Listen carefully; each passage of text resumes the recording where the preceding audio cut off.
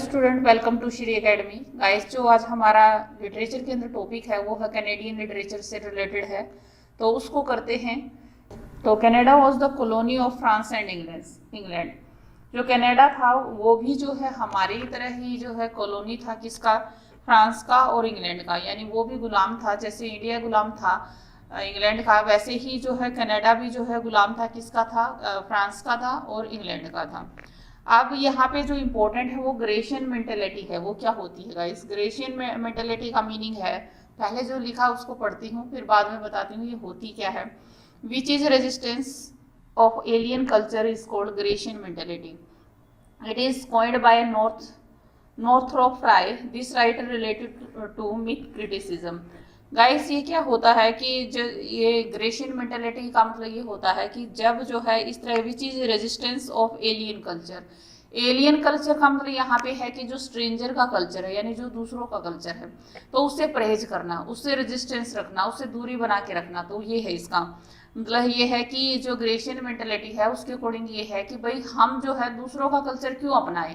तो इसको चाहे वो लैंग्वेज के अंदर हो, चाहे मतलब किसी की लैंग्वेज लेनी हो, चाहे किसी का लिटरेचर लेना हो, या फिर आपको जो है वहाँ का कोई कल्चर अपनाना हो, तो इस मेंटेलिटी के अकॉर्डिंग, ग्रेशियन मेंटेलिटी के अकॉर्डिंग, कि आप जो है जब आप मतलब दूसरों का, एलियन का, यानी एलियन से मतलब वो एलियन नहीं है, यहाँ पे स्ट्रेंजर से रिलेटेड है, तो आप दूसरों का जो है वही वो क्या ज़्यादा सुपीरियर है, हम उनकी जो है चीज़ों को क्यों अपनाएं। तो उससे रेजिस्टेंस रखना, उससे दूरी रखना, ये होता है ग्रेशियन मेंटेलिटी। ये कह रहा है कि it is coined by Northrop fry. ये जो है किसने कॉइंट किया है इसको? नॉर्थरोप फ्राई ने ही कॉइंट किया है गाइस इसको। तो ये राइटर का नाम जरूर आपको याद रखना है। और ग्रेशियन मेंटेलिटी कौन से देश से रिलेटेड है? कनाडा से रिलेटेड है। और जो है ये क्या होती है उससे रिलेटेड है, तो दोनों बातें आपको रखनी है। This writer related to myth criticism. Myth criticism क्या होता है गाइस? मिथ होता है माइथोलॉजी से रिलेटेड वर्ड है ये।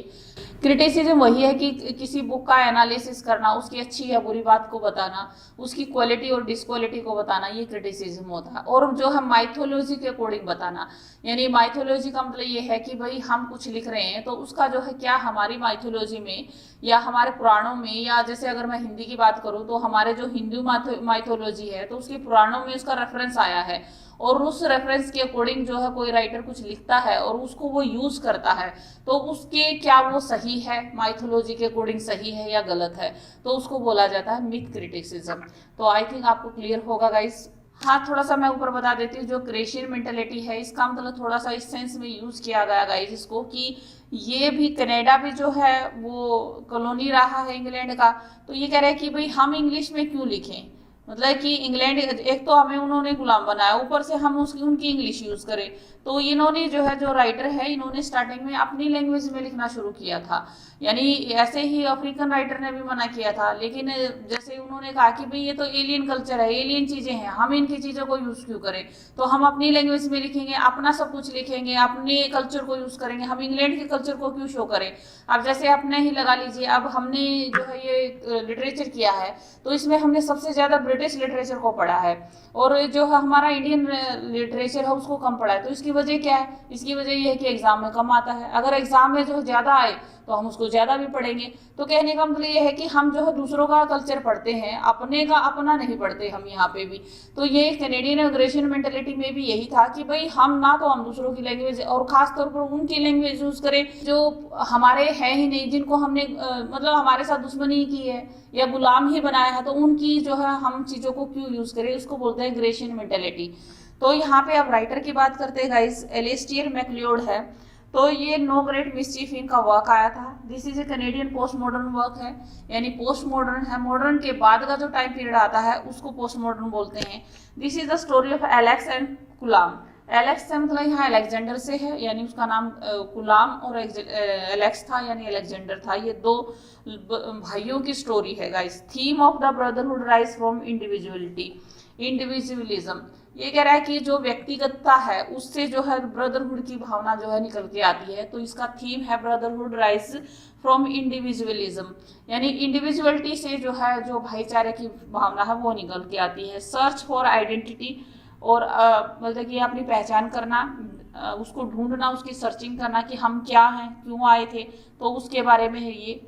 There young brother Colin and their parents died by fouling into frozen lake. ये है अलेक्जेंडर और क्वाम जो है, इनके जो पेरेंट्स थे और जो है ये इनका जो छोटा भाई था वो जो है फ्रोजन यानी कि जमी हुई जो लेक होती है, सर्दियों में जो लेक जम जाती है, उनमें जो है वो गिर के मर गए थे। और they have a sister Catherine, उनकी एक और, लेकिन क्वाम ने जो है वो अलेक्जेंडर को बचा लिया था। और they have a sister Catherine she also die, और उनकी एक सिस्टर थी वो भी बाद में मर जाती है। तो गाइस पूरा फैमिली ड्रामा है इसके अंदर, और कैसे जो है फिर एक भाई दूसरे भाई को संभालता है, तो ब्रदरहुड की जो है फीलिंग आती है। फिर अपनी आइडेंटिटी की भी पहचान करनी है, अपने आप को भी सर्च करना है, स्वयं को खोजना है। तो इस तरह का थीम जो है इस बुक के अंदर है। नेक्स्ट जो राइटर है वो इम्पोर्टेंट है गाइस, मार्गरेट अटवुड। ये जो है एक बहुत इम्पोर्टेंट जो है राइटर है। This is female writer, she is the mother of Canadian literature. ये जो कैनेडियन लिटरेचर है इनकी मदर माना जाता है मार्गरेट अटवुड को। अब जो है इसमें कौन है, द ब्लाइंड एसेशन, इनका जो है वर्क था ब्लाइंड एसेशन, और 2000 में लिखा गया है। बुकर अवार्ड है मिला इनके ऊपर इनको। It is a roman a clef, roman a clef novel within a novel, novel within a novel लिखा है इन्होंने। यानी रोमन अक्लिफ क्या होता है, नोवेल के अंदर नोवेल चलता है उसको बोलते हैं। द ब्लाइंड एसेशन यही है जिसके अंदर जो है नोवेल है, यानी फिल्म में स्टोरी चल पड़ती है। कई बार आप स्टोरी देखते हो उसमें बैकग्राउंड में चल पड़ती है कोई स्टोरी, तो उसको बोलते हैं स्टोरी विद इन स्टोरी। ये है novel within novel. Characters can be related to real life character, Iris Chase और लूरा, ये जो कैरेक्टर के नाम है। They lived the life of reality as well as fiction, वो जो अपनी लाइफ को, रियलिटी भी है उनकी लाइफ में और फिक्शन है, जैसा कि नॉर्मली सबकी लाइफ में होता है वही है। तो ये जो कैरेक्टर है वो रियल लाइफ से जुड़े हुए हैं। अब नेक्स्ट है इनका हैंडमेड्स टेल, इन 1985 में आया गाइस। डिस्टोपियन नोवेल है, डिस्टोपियन नोवेल वो होता है गाइस जिसमें जैसे ये कहीं दबे कुचलों का जो नोवेल होता है, यानी ऐसा थीम लेके जो लिखा जाता है जिसमें जो है नेगेटिविटी बहुत ज़्यादा शो की जाती है, जैसे इसमें जो है टॉर्चर बहुत ज़्यादा दिखाया जाता है, उसको बोला जाता है dystopian novel. Everything is negative, इसमें जो है ये बुक जो है वॉन साइंस फिक्शन अवार्ड, इसमें साइंस फिक्शन का अवार्ड मिला है। Nominated for Booker prize in 1986, और इस बुक को जो है हैंडमेड टेल्स को जो है नॉमिनेट किया गया था बुकर प्राइज के लिए। इस title is taken from Chaucer contemporary tales, ये आपको ध्यान रखनी है कि ये जो है बुक कहाँ से, इसका टाइटल कहाँ से लिया गया है। इसमें भी सेम जैसे कंटेम्पररी टेल में बहुत सारी स्टोरीज हैं, ऐसे ही हैंडमेड जो टेल है उसके अंदर भी बहुत काफ़ी सारी स्टोरी है, ऐसे ही नरेट करते हैं जैसे कि कंटेम्पररी टेल के अंदर करते हैं। इट्स सेटिंग एट जुलियार्ड, और इसकी जो सेटिंग है वो जुलियार्ड के अंदर है। Narrator of the story is offered, जो है नरेटर जो है इसका ऑफर्ड है वो एक गवर्नर है, और इसकी जो प्रोटैगनिस्ट है वो एक प्रोस्टिट्यूट है। प्रोस्टिट्यूट क्या होती है, वेश्या होती है। It is struggle for prostitution, और वो अपना जो है इस प्रोफेशन से अपने आप में कैसे स्ट्रगल करते हैं उसके बारे में है। यानी इसकी जो है हैंडमेड टेल जो है, इसकी जो नरेटर है वो तो है ऑफर्ड है, और इसकी जो प्रोटैगनिस्ट है वो एक प्रोस्टिट्यूट है, एक औरत है। आगे है गाइस पावर पॉलिटिक्स है। Power politics it is the collection of poems, power politics जो है कलेक्शन ऑफ पोइम्स है। Its theme is feminism, gender issues, identity crisis. इनका जो थीम है वो है फेमिनिज्म है, जेंडर है, इश्यूज है, और जो है आइडेंटिटी क्राइसिस है। आइडेंटिटी क्राइसिस इसलिए है गाइस जो गुलाम हो जाते हैं वो जो देश, और फिर उनकी जो उन लोगों की जो है पहचान ही खत्म हो जाती है, और या फिर उन देशों के लोगों को जो है जैसे गुलाम बन जाते हैं तो वो अपने देश में ले जाएं। जैसे इंग्लैंड वाले इंग्लैंड में लेके चले गए उस टाइम अंग्रेज, और वहाँ पे जो है ना तो वो इंग्लैंड के बचे, वो लेके तो गए थे भी गुलामी के चक्कर में और वहाँ काम करवाने के लिए, फैक्ट्रियों में काम करवाने के लिए, लेकिन अब वो ना तो इंग्लैंड के हो पाए और ना वो अपने देश के हो पाए। तो उनका जो है आइडेंटिटी क्राइसिस हो जाता है, यानी कि अब वो कहाँ के हैं, उनकी पहचान क्या है। तो ना तो इंग्लैंड ने उन्हें अपनाया और अपने देश को छोड़ चुके हैं, तो ना वो यहाँ के हैं ना वो वहाँ के हैं, तो उसको बोला जाता है आइडेंटिटी क्राइसिस, यानी अपनी आइडेंटिटी की पहचान करना।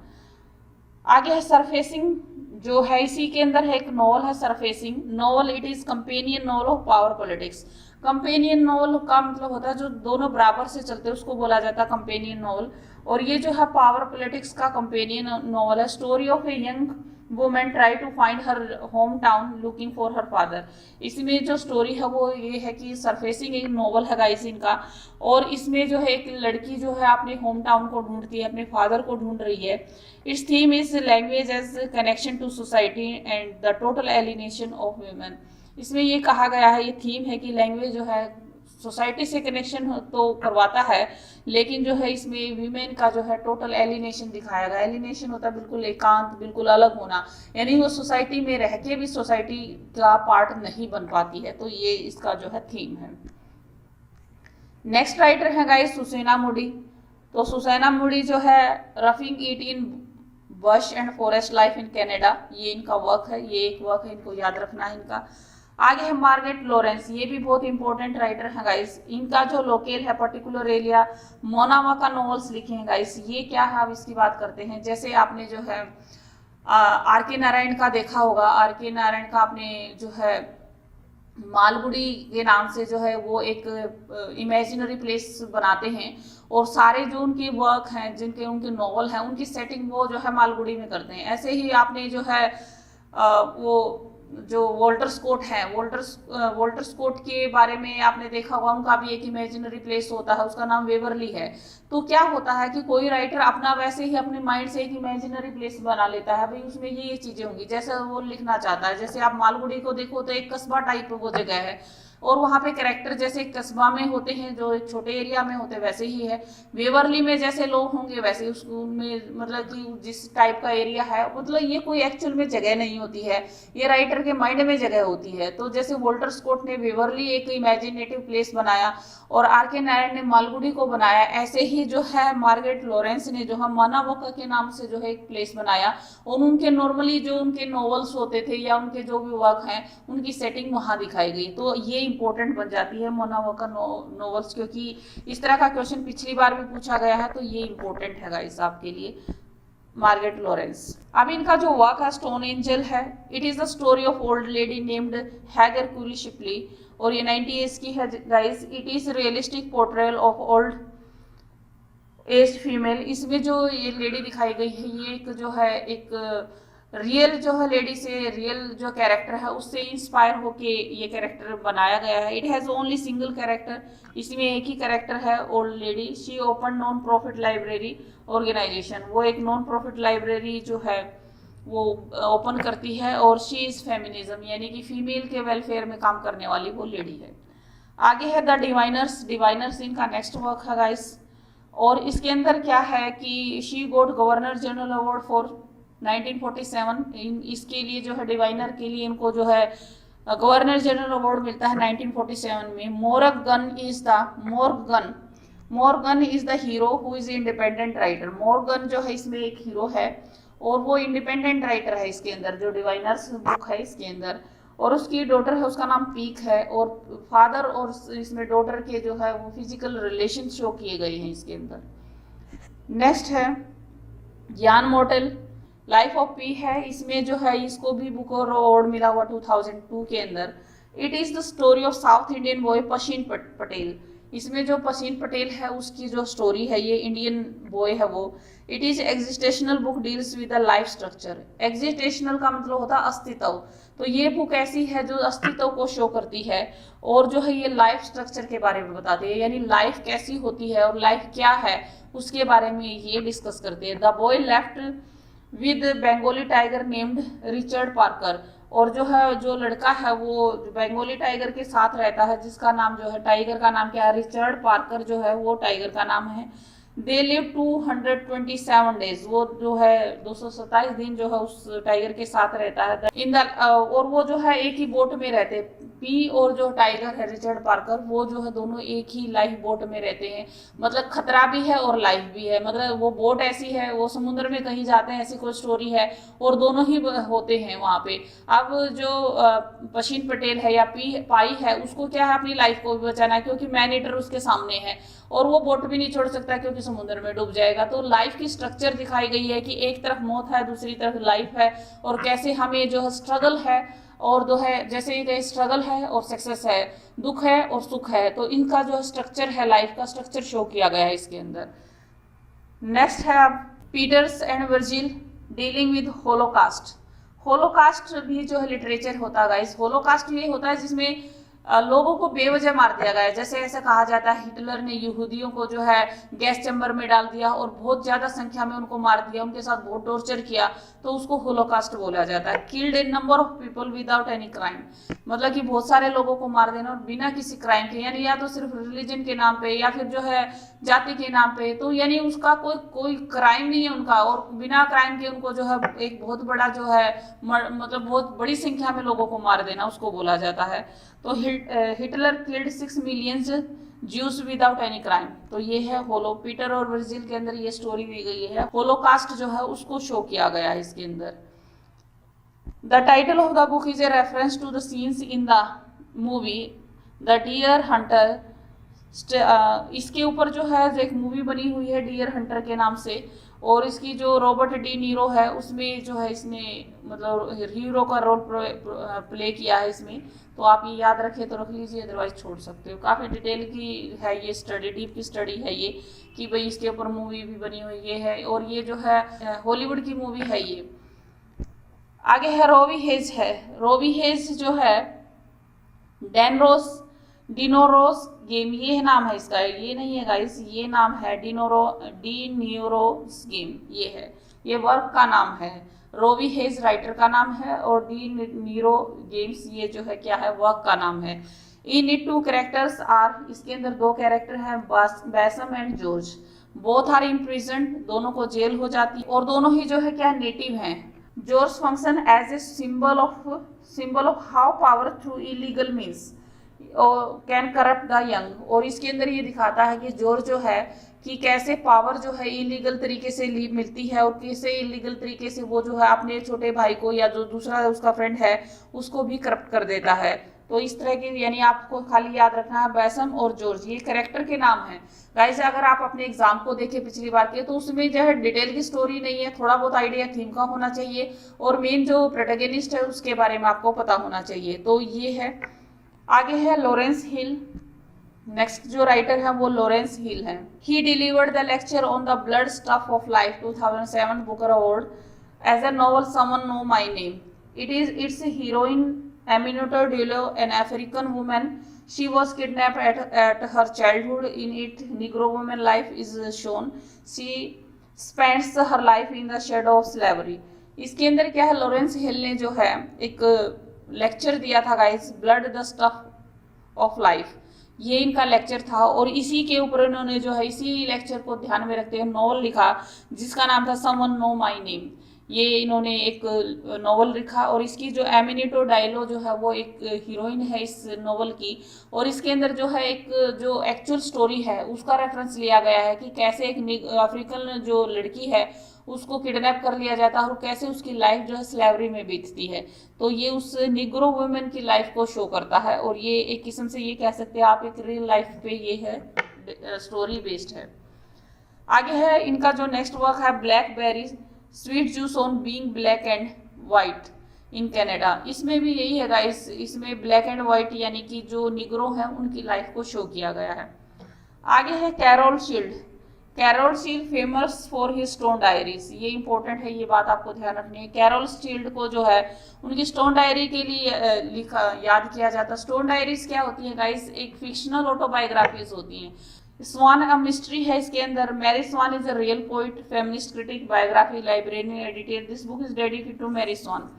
ये जो स्वान जो है ये भी एक रियल लाइफ पे लिखी हुई है। मैरी स्वान जो है एक रियल में पोइट है, फेमिनिस्ट है, क्रिटिक्स है, उसकी लाइफ से रिलेटेड है ये, तो उसको डेडिकेट की गई है ये। आगे है guys Alice Munro. Alice Munro जो है 2013 नोबेल अवार्डी है और 2009 में बुकर प्राइज मिला है। इनके जो वर्क है dance of the happy shades, life of girls and women, what you think you are. आगे है हेडशिप, फ्रेंडशिप, लवशिप, मैरिज और run away.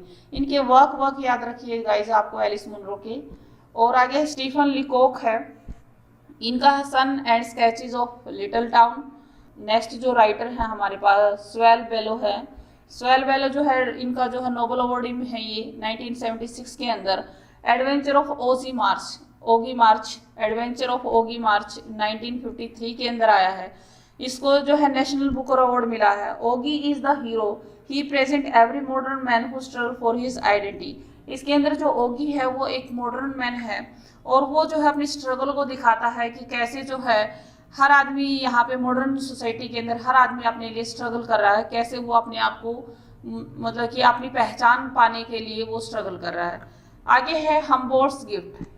डेल्मर Square is another point in it, friendship of both shown.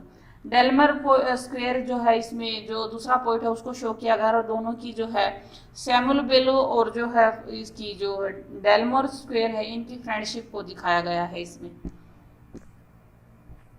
तो guys आज का ये video यही complete होता है, मिलते हैं किसी दूसरे वीडियो में, तब तक के लिए keep watching and thank you.